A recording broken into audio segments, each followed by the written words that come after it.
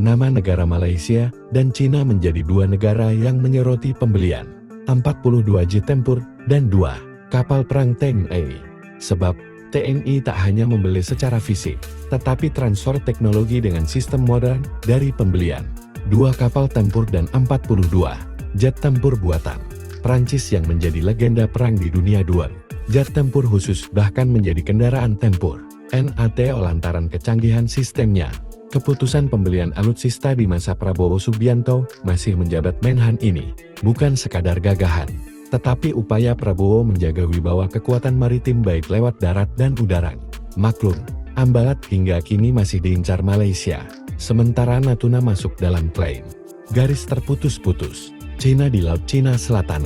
Maka wajar Cina dan Malaysia menyoroti pembelian itu, karena TNI mempelajari sistem canggih dan kemampuan TNI menghadapi pertempuran modern. Menhan Syafri mengatakan, pihaknya akan membeli 42 pesawat tempur Rafale dan kapal selam Scorpion untuk menjaga dan mengamankan wilayah maritim dari gangguan siapapun termasuk Ambalat dan Natuna.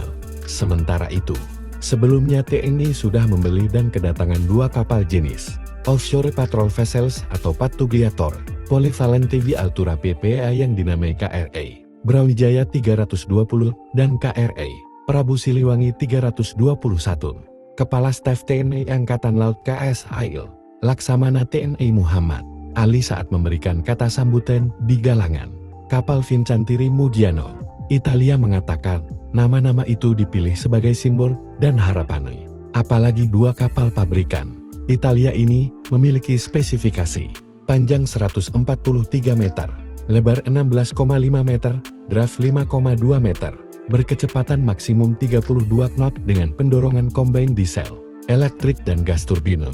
Lalu, diperkuat senjata yang dimiliki, yaitu SAM-16WL System, SSM-8 Teso Mk2I, meriam 127 mm, meriam 76 mm, dan torpedo.